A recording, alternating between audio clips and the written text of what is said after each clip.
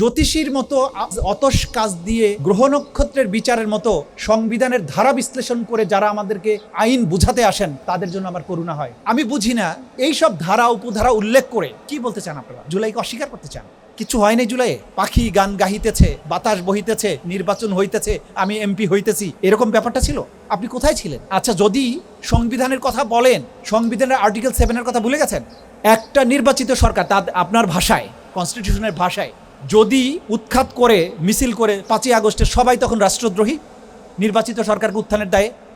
প্রত্যেক জুলাই বিপ্লবী ছাত্র জনতা সবাই, বাংলাদেশের যত কোটি মানুষ আছে আওয়ামী লীগ ছাড়া, প্রত্যেকেই তখন রাষ্ট্রদ্রোহী, প্রত্যেকের ফাঁসি হবে। আর এই আন্দোলনের মাধ্যমে নির্বাচিত সরকার হটিয়ে নতুন নির্বাচন করে যারা ক্ষমতায় গিয়েছে, যারা বিরোধী দল হয়েছে, যারা ভোট দিয়েছে, প্রত্যেকেই রাষ্ট্রদ্রোহিত হওয়ার কথা। কিসের ব্যাখ্যা দেন আমাদেরকে? আবার বলেন রোমান্টিসিজম। আপনারা কোথাকার কোন কুতুব হয়ে গেছেন আমি তো বুঝি না। যে তরুণেরা রক্ত দিয়ে মুক্তি দিল তাদের বিপ্লবকে বলছেন রোমান্টিসিজম, তাদেরকে বলছেন আবেগ। আবেগ না থাকলে রাজপথে গুলির সামনে আবু সাইদরা বুক পেতে দেয়? সংবিধানের ধারা মুখস্থ করার জন্য সে গুলির সামনে বুক পেতে দিয়েছিল? লজ্জা, জাতির জন্য লজ্জা, এক অভূতপূর্ব। এই দ্রাবিড় বাংলা, এই বাংলার পেছনের ইতিহাস জানতে হবে। পাল বংশ, সেন বংশ, গুপ্ত বংশ, মৌর্য বংশ, এরপরে বাংলায় মুসলিমদের আগমন, সুবে বাংলা, কিভাবে ধাপে ধাপে বাংলা এই পর্যায়ে এসেছে। আপনি শুধু শুধু একটা যুদ্ধের কথা বলছেন, কেন 47-এর কথা বলছেন না? কেন সিপাহী বিদ্রোহের কথা বলছেন না? কেন পলাশির যুদ্ধের কথা বলছেন না? পলাশির যুদ্ধকে যদি আমি আমার ইতিহাস ধরি, তাহলে বাংলা, বিহার, উড়িষ্যা তো আমার থাকার কথা ছিল। তা আপনি শুধুমাত্র একটা যুদ্ধের কথা বলছেন। অতীতের গুলো তো অতীত, জুলাই হচ্ছে বর্তমান। আমরা বর্তমানে দাঁড়িয়ে আছি। অতীত আমার অনুপ্রেরণার উৎস। কখনোই 71-কে 24-এর মুখোমুখি দাঁড় করানো উচিত নয়। দুটাই আমার ইতিহাসের অমর অংশ। কিন্তু একটা অতীতে আমরা পেরিয়ে এসেছি, সেটার মধ্য দিয়ে একটা স্বাধীন ভূখণ্ড পেয়েছি, যদিও সেটা ছোট ভূখণ্ড। বাংলা, বিহার, উড়িষ্যা সহ তো আমাদের থাকার কথা ছিল। একটা পর্যায়ে এসেছি, কিন্তু সেটাকে ফাংশনাল করার জন্য আজকের বর্তমান হচ্ছে জুলাই। আমরা সেই বাস্তবতায় দাঁড়িয়ে রাষ্ট্রটাকে এক অনন্য উচ্চতায় নিতে চাই, যেখানে ফেসবুক পোস্ট ডিলিট করো, নইলে পরে সমস্যা হবে। এই যে সংস্কৃতি ছিল 17 বছর, সেগুলো কি আমরা পার হয়ে আসিনি? এই যে ঐতিহ্য, আমি কথা বলছিলাম মধুর ক্যান্টিন ঢাকা বিশ্ববিদ্যালয়ের ঐতিহ্য আছে বলে এখানে যত ঝুল বালি আছে, এগুলো তো আমার ঐতিহ্যের অংশ না, এগুলো মুছে ফেলতে হবে তো আমার। আজকে যে মধুর ক্যান্টিনের চেয়ার টেবিল দেখছি, এগুলো এখানে থাকার কথা নয়। এগুলো আধুনিক সাজে সজ্জিত হওয়া উচিত। 20 শতাব্দীর শেষের দিকে যাচ্ছি। দুনিয়ার ইউনিভার্সিটিগুলোতে দেখেন তারা কোন জায়গায় আছে। আমি এখনও 60-এর দশকের চেয়ার টেবিল নিয়ে গর্ব করছি, এটা আমার ঐতিহ্যের অংশ নয়। এই ঐতিহ্য অবশ্যই, কিন্তু এখন এটা আধুনিক হওয়ার সময় এসেছে। পেছনের কথা বলার আর সময় নেই। আমরা এই রাষ্ট্রকে দেখতে চাই ভয়হীন। কেউ গুম হয়ে যাবে না। আপনি গুমের আইনটা বাতিল করে দিলেন, তার মানে কি ভবিষ্যতে গুম করা বৈধ? বলছেন আপনারা নতুন করে আইন করবেন, ওই করছেন না তো। যে অন্তর্বর্তীকালীন সরকার যে আইনটা করেছিল, সেই আইনটা তো আজকে আপনাদের ক্যাবিনেটের 2 জন মন্ত্রী সেই সময়ে ওই ক্যাবিনেটের সদস্য ছিলেন, তারা মিলে করেছিলেন। তো তারা কেন, তারা আপনার দৃষ্টিতে যদি তারা ভুল করে থাকেন, তাদেরকে ক্যাবিনেট থেকে তাহলে চলে যাওয়া উচিত। তারা মিলেই তো এগুলো করেছিলেন, ভুলে গেলেন কেন? আপনারা জুলাই অভ্যুত্থানে যে রক্তদান হয়েছিল, যে চেতনার কারণে যে অন্তর্বর্তীকালীন সরকার গঠিত হয়েছিল, কি কথা ছিল? 3টা মেজর কাজ করবে। একটা হচ্ছে রাষ্ট্রের প্রয়োজনীয় সংস্কার, আরেকটা ছিল যারা এই 17 বছরের গুম খুন করেছে এবং জুলাই মাসে মানুষ হত্যা করেছে, গণহত্যাকারী, তাদের বিচার। তৃতীয় ছিল একটা সঠিক এবং সুষ্ঠু নির্বাচন। তৃতীয়টা করেছে, বাকি 2টা কিন্তু করতে দেননি আপনারা, বা করা হয়নি। এই প্রতিশ্রুতি যদি ভুলে যাই আমরা, তাহলে বাংলাদেশে এই রকম গুম খুনের সংস্কৃতি আবারও ফিরে আসতে পারে। আমরা যে কোনো মূল্যে এই সংস্কৃতি আর ফিরে আসতে দেয়াটা অ্যাফোর্ড করতে পারবো না। আমরা বারবার বলছি যে বাংলাদেশে আর গুম খুনের সংস্কৃতি ফেরত আসতে দেয়া যাবে না। বাংলাদেশে মত প্রকাশের স্বাধীনতা আর বাধাগ্রস্ত করার দিন, সংস্কৃতি, রাজনীতি ফিরে আসতে পারবে না। ডিজিটাল নিপীড়ন ফিরে আসতে পারবে না। এই দেশে ভিন্ন মত প্রকাশের জন্য একে অপরকে ট্যাগ দেয়া, হত্যা করা, হত্যাযোগ্য করে তোলা, এই সংস্কৃতি আর ফিরে আসতে পারবে না। এবং সেটা যদি করতে হয়, তাহলে পুরোপুরি জুলাইয়ের স্পিরিটকে ধারণ করতে হবে। কিন্তু আমরা দেখতে পাচ্ছি যে জুলাইয়ের কথা বলতে গেলেই এইটাকে ম্লান করে দেওয়ার জন্য নানান রকমের চেষ্টা করা হয়। কেউ বলে জুলাইয়ের আবেগ, কখনো বলে জুলাইয়ের ব্যবসা, কখনো বলে এই জুলাই অপ্রাসঙ্গিক। ওয়াই? জুলাই না থাকলে আপনারা যারা কথা বলছেন, তারা কি কথা বলতে পারতেন? এটার অর্থ কি এইরকম যে এই জুলাই যেহেতু তরুণদের নেতৃত্বে হয়েছিল, সুতরাং আমরা তাদের অবদানকে স্বীকার করি না। এটা তো হওয়া উচিত নয়। সম্মিলিতভাবে এই জাতি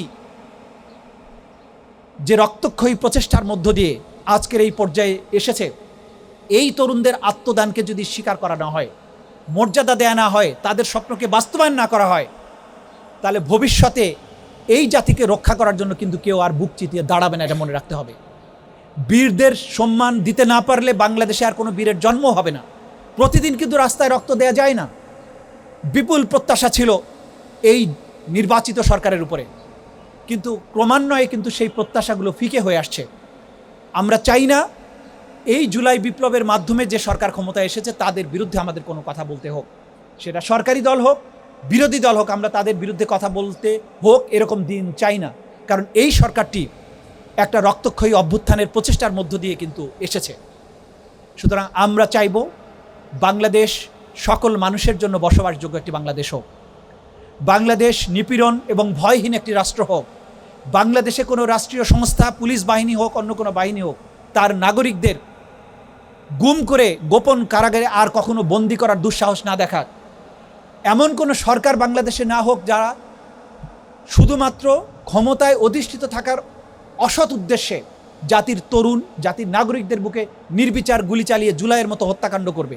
এরকম দিন বাংলাদেশে আর কখনো ফিরে না আসুক। এটাই হচ্ছে আজকের জুলাইয়ের চেতনা। এই চেতনার কথা যখনই বলা হয় তখনই পেছনের স্বাধীনতা যুদ্ধের কথা টেনে নিয়ে আসেন। স্বাধীনতা যুদ্ধ আমাদের ইতিহাসের স্বর্ণালী অধ্যায়, কেউ অস্বীকার করে না। কিন্তু বর্তমান হচ্ছে জুলাই। ৭১ সাল থেকে পরবর্তী ৫৬ বছর পার হয়ে এসেছি, ৫৫ বছর পার হয়ে এসেছি। জুলাইয়ের বাস্তবতায় দাঁড়িয়ে আছি, আগামীতে আবার নতুন বাস্তবতায় দাঁড়াবো। কিন্তু আজকে যে বাস্তবতায় দাঁড়িয়ে আছি, পেছনে ৭১, পেছনে ৫২, পেছনে ৪৭, পেছনে ১৭৫৭, সব কিছু কিন্তু রয়েছে। সব কিছুকে বিবেচনায় রাখতে হবে। কিন্তু আজকে যে বাস্তবতায় বাংলাদেশ দাঁড়িয়ে আছে, সেই বাস্তবতাকে অস্বীকার করা যাবে না। আমাদের শহীদদের রক্তের দাগ কিন্তু এখনও শুকায়নি। অজস্র আহতরা, পঙ্গুরা এখনও পঙ্গুত্বের অভিশাপ নিয়ে ঘুরে বেড়াচ্ছে। জুলাই আগস্টের অনেকের কবর কিন্তু এখনও আইডেন্টিফাইডও হয়নি। এবং আমি জানি না ঢাকা মেডিকেল কলেজের মর্গে কয়েকজন শহীদের লাশ এখনও আনআইডেন্টিফাইড হিসেবে পড়ে আছে বলে আমি জানি, যদি তথ্য ভুল না হয়ে থাকে। সেই অবস্থায় এই রক্তাক্ত অভ্যুত্থান বা বিপ্লব এর সব ত্যাগ, সব ইতিকথা ভুলে গিয়ে অহেতুক কুতর্কে লিপ্ত হওয়া, সংবিধানের ধারা উপধারার বিতর্কে লিপ্ত হওয়া, এটা শুভ বুদ্ধির পরিচয় নয়। এটা করা যাবে না। এটা যারা করছি তারা আমরা বিবেকের সাথে প্রতারণা করছি, তারা আমার সন্তানের রক্তের সাথে আমরা প্রতারণা করছি, তারা জাতির বিবেকের সাথে প্রতারণা করছি, জাতির রায়ের সাথে আমরা প্রতারণা করছি। এটা করা যাবে না। বাংলাদেশে আজকে সরকারি দল, বিরোধী দল যে যেখানে আছেন, আমরা বিশ্বাস করি প্রত্যেকেই আপনারা জুলাই বিপ্লবের গর্বিত অংশীদার। প্রত্যেকে আপনারা আমাদের সন্তানদের রক্তদান, আত্মদান সম্পর্কে সচেতন আছেন। দয়া করে অহেতুক এই বিতর্কের মধ্যে যাবেন না। আসুন, যে দেশ, যে বৈষম্যহীন, ভয়হীন রাষ্ট্রের জন্য আমাদের ছোট ছোট সন্তানেরা জীবন দিয়েছিল, তাদের আত্মদানকে আমরা সফল করি। আমরা দ্রুত সংবিধান সংশোধনের নামে হোক, সংবিধান সংস্কার পরিষদের মাধ্যমে হোক, যে কোনো পদ্ধতিতেই হোক, যে আকাঙ্ক্ষা জুলাইয়ের ছিল তার প্রত্যেকটি আকাঙ্ক্ষা যেন বাস্তবায়ন করা হয়। আমি আশাবাদী, প্রধানমন্ত্রী স্বয়ং বলেছেন, সরকারি দলের নেতারাও বলেছেন যে জুলাই সনদের প্রত্যেকটি ধারা যেগুলো তারা সাইন করেছেন, প্রত্যেকটি ধারা বাস্তবায়ন করবেন। সেটা অবিলম্বে বাস্তবায়ন শুরু হওয়া দরকার। তা না হলে জনমনে সন্দেহ এবং অবিশ্বাস তৈরি হচ্ছে, মানুষ হতাশায় ডুবে যাচ্ছে। এই বিতর্ক পার্লামেন্টে অহেতুক কুটতর্ক চলতে দেওয়া উচিত নয়। যেটার ব্যাপারে আমরা প্রত্যেকে একমত, যেটার ব্যাপারে জাতি রায় দিয়েছে, আসুন সেটা বাস্তবায়ন করে জাতিকে সন্দেহ সংশয় থেকে মুক্তি দেই, বাংলাদেশকে মুক্তি দেই, সামনের দিকে এগিয়ে যাই। শেষ কথাটা বলতে হয় যে বর্তমান দুনিয়া সম্পর্কে চোখ বন্ধ করে থাকা যাবে না। এই যে যুদ্ধগুলো হচ্ছে, এই যুদ্ধের আগুন আমাদের ঘরেও আসতে পারে, কিন্তু কতটুকু প্রস্তুত বাংলাদেশ? গত স্বাধীনতা দিবসে, সশস্ত্র বাহিনী দিবসে সম্ভবত, বা ২৬শে মার্চে আমাদের জাতীয় প্যারেড গ্রাউন্ডে আমাদের সশস্ত্র বাহিনীর প্যারেড যেটা হয়েছে, আমরা দেখেছি আমাদের সমর প্রস্তুতি, আমাদের সরঞ্জামের প্রস্তুতি কী পর্যায়ে আছে। অথচ দুনিয়া বহুদূর এগিয়ে গিয়েছে। আমার সেনাবাহিনী, আমার বিমান বাহিনী, নৌবাহিনী বর্তমান আধুনিক যুগের সর্বশেষ যে মিলিটারি প্রযুক্তি, সেটা দিয়ে সজ্জিত করতে হবে। আমার মাতৃভূমিকে যদি বহিঃশক্তির হাত থেকে, হুমকি থেকে, চোখ রাঙানি থেকে নিরাপদ রাখতে হয়, সেগুলো আমাকে করতে হবে। সেগুলো না করে পেছনের অহেতুক কুটতর্কের মধ্যে জাতিকে যদি লিপ্ত করে রাখা যায়, ফিউচারের কোনো স্বপ্ন দেখা, সেগুলো নিয়ে যদি আলোচনা করা না যায়, ড্রোন প্রযুক্তি, মিসাইল, বাংলাদেশে কোন ক্যাটাগরির মিসাইল থাকা উচিত, কোন ধরনের ড্রোন থাকা উচিত, এই বিতর্কে এই জায়গায় আসা উচিত।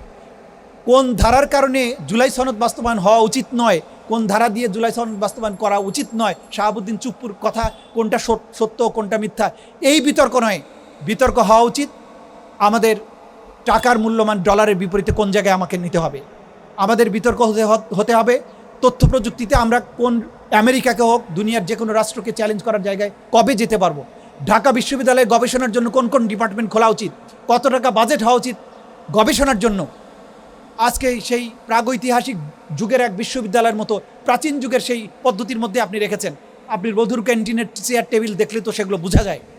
এই বিশ্ববিদ্যালয়ে আমার ছাত্ররা কী নিয়ে আলোচনা করছে। গত সরকারের সময়ে বিশ্ববিদ্যালয়ের ভাইস চ্যান্সেলর মতো পদে অধিষ্ঠিত থেকে তিনি গর্ব করতেন যে এই বিশ্ববিদ্যালয়ে 10 টাকার চা, চপ এবং সিঙ্গারা পাওয়া যায়, অথচ হার্ভার্ড, MIT-র স্টুডেন্ট এবং শিক্ষকেরা প্রতি বছরে নোবেল পুরস্কার পাচ্ছে জ্ঞান বিজ্ঞানের নতুন কিছু আবিষ্কারের জন্য। প্রাচ্যের অক্সফোর্ড বলছে ঢাকা বিশ্ববিদ্যালয় কোন যুক্তিতে? প্রতিনিয়ত ছাত্র সংঘর্ষ, প্রতিনিয়ত এখানে গণরুম, প্রতিনিয়ত রাজনৈতিক নেতাদের স্তুতি বন্দনা, কোনো গবেষণা নেই। এই রকম বিশ্ববিদ্যালয় রেখে জাতিকে সামনে এগিয়ে নেওয়া যাবে না। ঢাকা বিশ্ববিদ্যালয় আমাদের গর্বের ধন, এইটাকে আধুনিক জ্ঞান বিজ্ঞানের অস্ত্রে সুসজ্জিত করতে হবে। এখান থেকে আমাদের ছেলেরা নোবেল পাবে, এইখানকার গবেষণা সেই স্ট্যান্ডার্ডে যাবে যাতে করে প্রতি বছর না হোক 5 বছরে একটা করে নোবেল ঢাকা বিশ্ববিদ্যালয় পাবে। সেই বাংলাদেশ আমাকে গড়তে হবে, সেটা নিয়ে বিতর্ক হবে, সেটা নিয়ে আলোচনা হবে পার্লামেন্টে, এই সমস্ত বিষয় নিয়ে নয়। আসুন আমরা জাতিকে সেই পর্যায়ে নিয়ে যাই। যে বাংলাদেশ সোনার বাংলা ছিল, যে বাংলাদেশকে ইবনে বতুতা বলেছিলেন দোজখপুর নিয়ামতে পরিপূর্ণ, সেই বাংলাদেশ যেখানে ইংরেজ, ডাচ, ফরাসি তারা এই দেশের জ্ঞান বিজ্ঞান সংস্কৃতি নানান কারণে এই উপমহাদেশে এসেছে, বাংলায় এসেছে। আবার সেই বাংলা সেই সুনামে ফিরে আসুক, যেদিন বিদেশেরা ঢাকা বিশ্ববিদ্যালয়ে পড়তে আসবে তার শিক্ষার উৎকর্ষের জন্য, তার পজিশনের জন্য, সংস্কৃতির জন্য। বাংলাদেশে পড়তে আসবে বাংলাদেশের সায়েন্স টেকনোলজির উন্নতির জন্য। সেরকম একটি বাংলাদেশ আসুন আমরা করি, সেটাই আমাদের জুলাই শহীদদের স্বপ্ন ছিল। সবাইকে ধন্যবাদ জানিয়ে জুলাই শহীদদের স্বপ্ন বাস্তবায়নের সাথে সবাই ঐক্যবদ্ধভাবে কাজ করার জন্য অনুরোধ জানিয়ে আমার বক্তব্য এখানে শেষ করছি। খোদা হাফেজ। বাংলাদেশ জিন্দাবাদ।